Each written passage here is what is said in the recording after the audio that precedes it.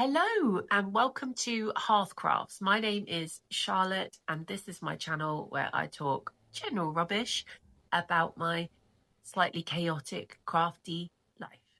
I live on the south coast of England with my 5 neurospicy children and crafting keeps me sane. Hello and welcome to the third cast on of the 12 cast ons of 2026. Yay! You must excuse today. I am not well. Again, like what is this? You're gonna think that I'm like a really sickly person because I just seem to have had one illness after the other at the moment. But honestly, I'm really not normally. But yeah, I have a cold. I also have major mummy guilt today because it was the first day of Athena and Romany going back to school, and they are not keen on going to school, Athena particularly. So it's always slightly traumatic. Bless her little heart. So yes, I am sat here wallowing in the mummy guilt. But anyway, the 12 cast-ons wait for nothing. Illness, emotional issues. I'm joking. It's fine. I'm just being dramatic. So, my third cast on then. It is, drum roll please. That was not a drum roll, but that's as good as it's going to get today. It is the Musselburgh hat.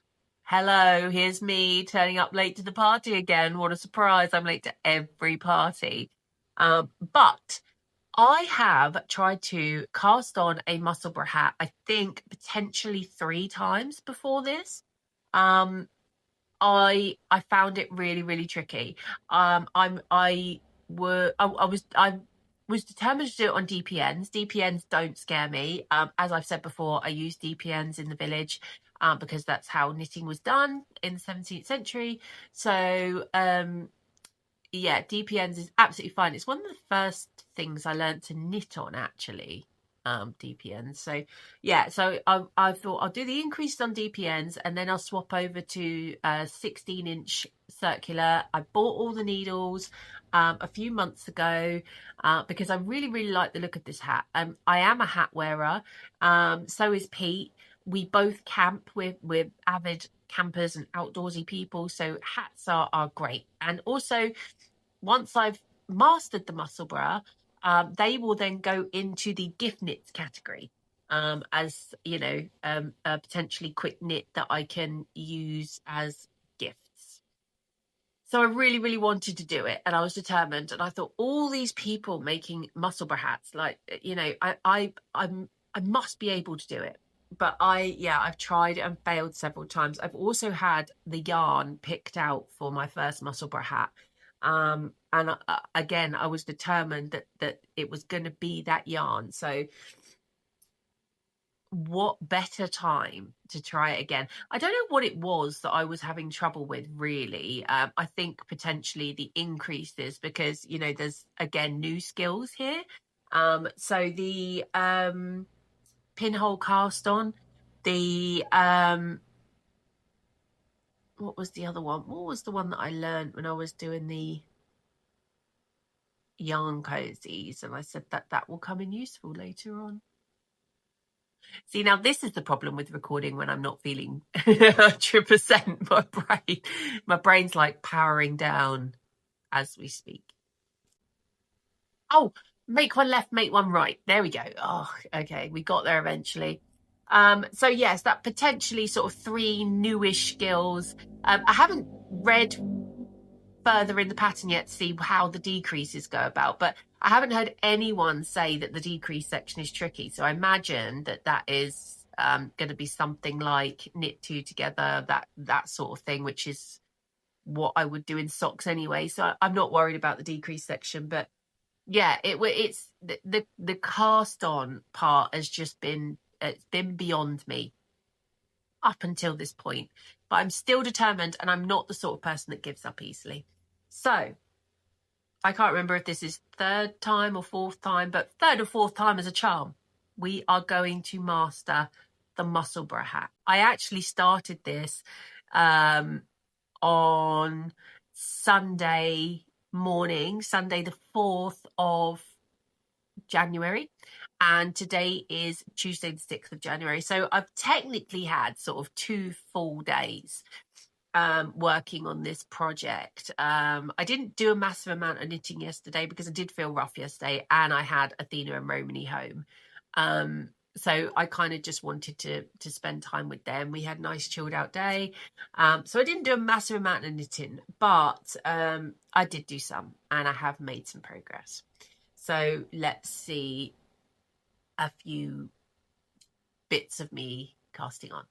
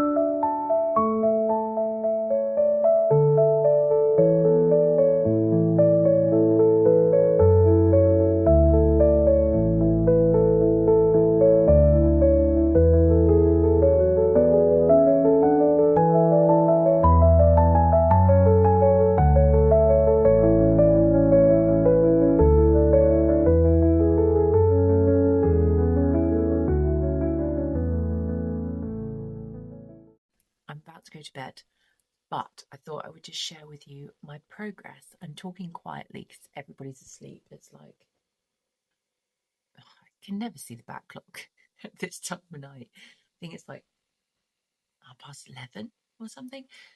3 older ones have got school tomorrow, but the 2 smaller ones have got the day off, which is quite nice because it means I've got another day in knitting, and I'm going to continue to work on this. But yeah, I just thought I'd show you my progress after day 1. I will also show you this. Look at this, super cute. little bag that I found in a charity shop today. Got all sorts of birds and stuff on it. It looks handmade to me, and it was £2, and it's lined and everything. So I thought that's lovely. I thought it would be perfect as a project bag. Turns out it is. So that's what I'm keeping this in. But here it is.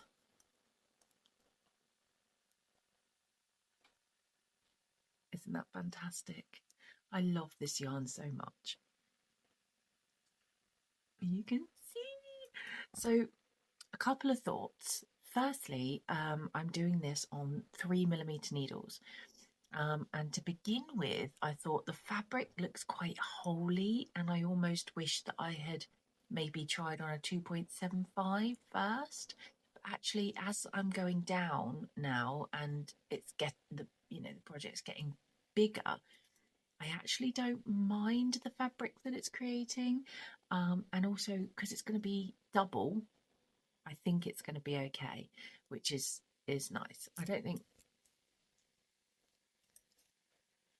See that it's not too holy at all. I think it was more to do with my cast on, and kind of, a few of my tension sort of being a bit off when I was first casting on, so it's fine.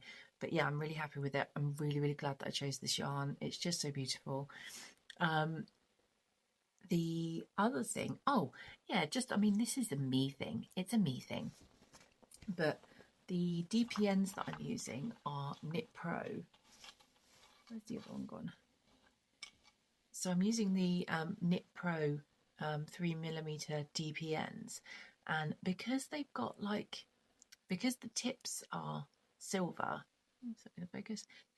Where this join is, I keep thinking that I've split my yarn.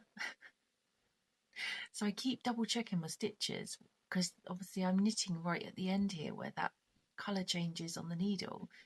I keep having to double check that I haven't split my yarn. It's actually just that line there. Slightly annoying. What was the other thing I was going to say? Oh, okay. So new skill alert. I have learnt make one left, make one right. Yay!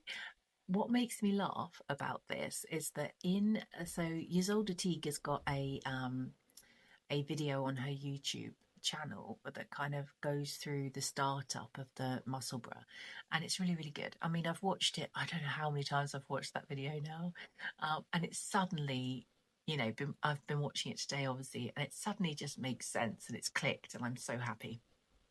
But she has a separate video where she goes through in detail the make one left, make one right. And it makes me laugh because in that video she says that the majority of people don't have any issues with the make one left, but then the make one right they find slightly awkward. Well, guess what? Yeah, I'm the opposite.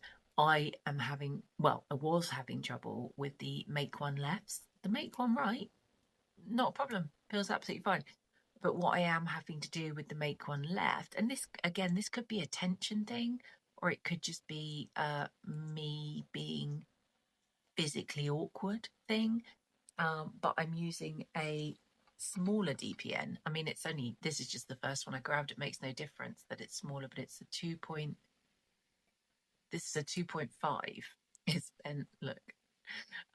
It's a 2.5 Knit Pro DPN, and what I'm doing is kind of sliding that into the stitch and then rolling it over the needle so that I can get the needle in the back of the stitch, because that's what I'm having trouble with.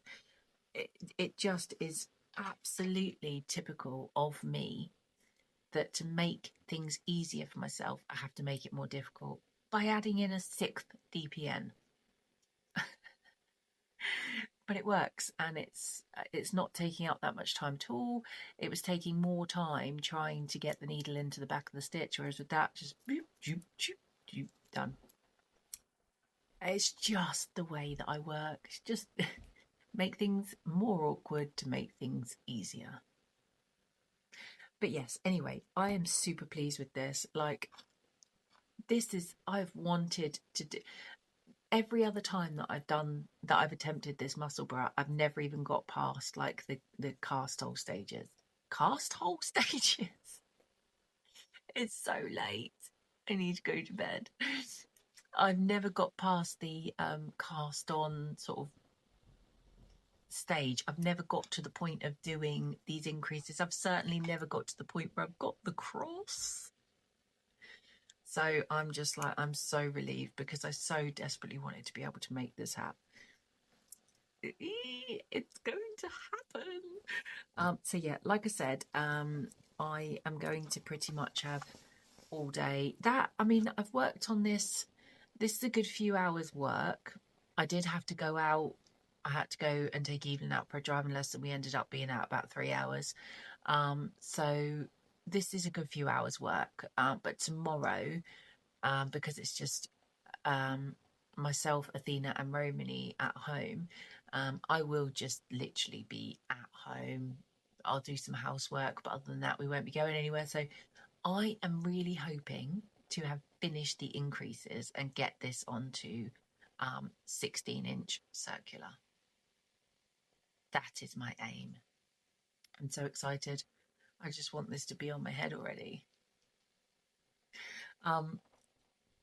Yeah, and I'm feeling a lot of gratitude actually this evening to Ange from Yarn and Yarns, because I'm only on cast on number 3, and I feel like I have learned so many of the skills that I really wanted to learn already, and I would never have had the confidence to cast all of these different things on and try all of these new techniques if it hadn't have been for this amazing make along, because there's just no pressure and it's like a year-long make along.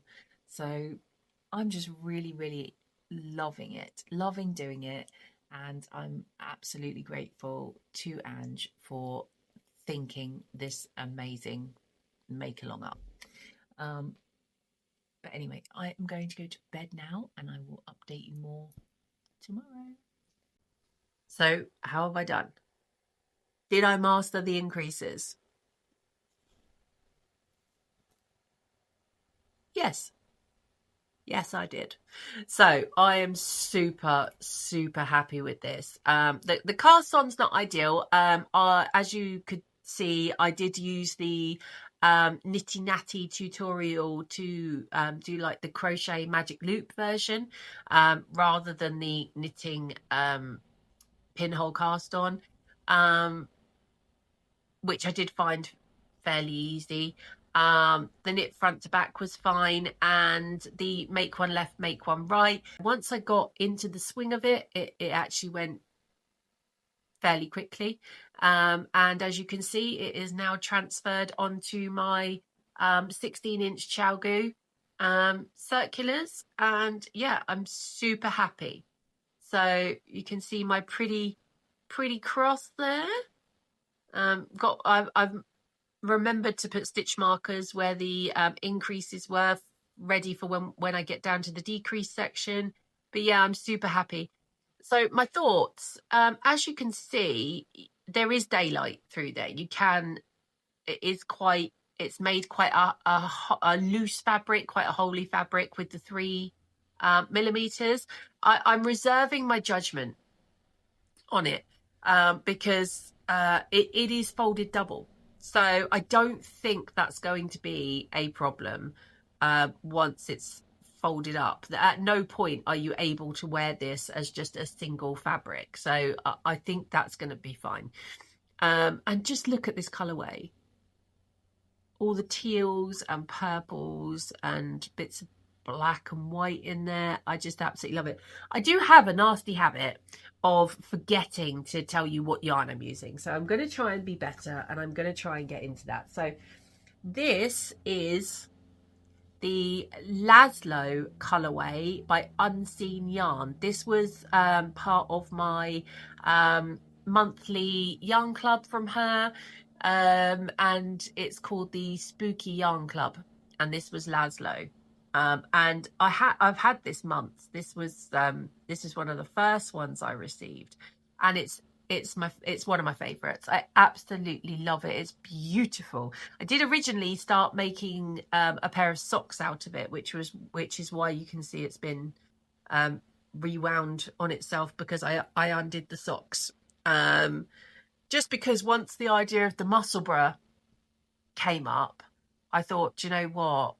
I would rather have this colorway in a hat than in socks. So this was always going to be my colorway for my first Musselburgh. And yeah, I'm really glad. I'm really glad that I did save it and didn't just decide to use it for socks, because it's just beautiful. I love it. So yes, that's the yarn. Other thoughts is the sizing. Obviously I did all the things. So I measured my head. It says to allow a 20% negative ease. So I went with the size that I think is going to be right. I am really hoping that I got it right, because I will be so disappointed if this hat doesn't fit. However, I don't think that's even going to be an issue, because I do tend to err on the larger size. I prefer things to be larger than smaller. So and this, obviously, this yarn is so stretchy and the fabric is so stretchy that I really don't think that there's going to be any way that it's going to be too small. I've gone for the adult medium size, which according to my head circumference and everything is the one to do.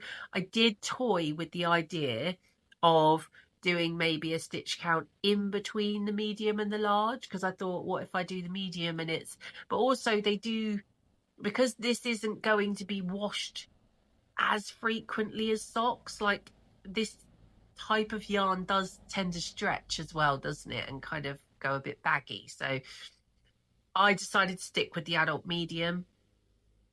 I'm really hoping that was the right decision.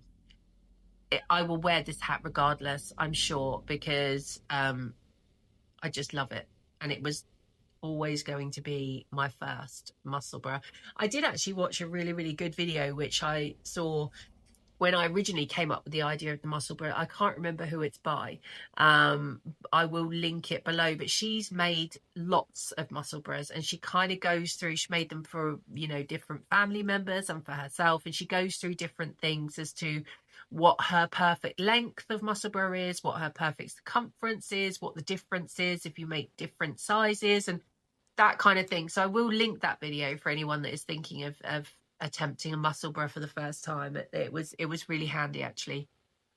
So yes, excuse me, I am hoping actually to maybe start cast on number 4 today, but if not, I will continue to knit on this. I have knit and natter tomorrow, so I don't think I'm going to have time to do any cast ons tomorrow, so I might do cast on number 4 today and get a bit of work done on that, and then take this to knit and natter with me, because this was another reason why I was so determined to crack this Musselburgh, is because obviously it's a lot of stockinette knitting in the round, and this is just perfect for me for when I'm out and about with people. The same reasons everybody loves it is the fact that it is just round and round and round knitting for the most part.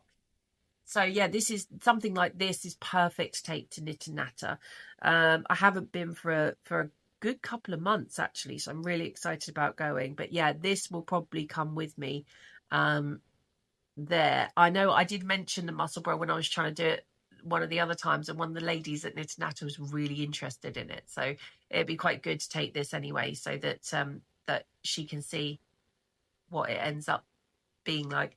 But yeah, so that's it really, I think. I don't regret my needle choices. I'm really happy that I saved this yarn. I am absolutely over the moon that I have managed to finally crack it. I say finally crack it. I've got past the increases, and I'm pretty sure that like with anything, when you do something for the first time, it's always difficult. I'm hoping that the next time I do it, it'll be a much quicker process and will feel much easier. But yeah, so another skill ticked off, which is make one left, make one right. Yay! We love to add new skills. And yeah, that's it really.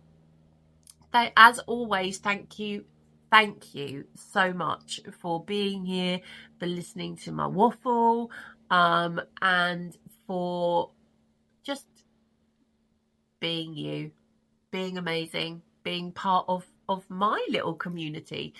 I really appreciate it. You are all amazing. Do take care in this weather. If you've got snow and things, stay wrapped up, stay warm, stay healthy, and I will see you in the next video.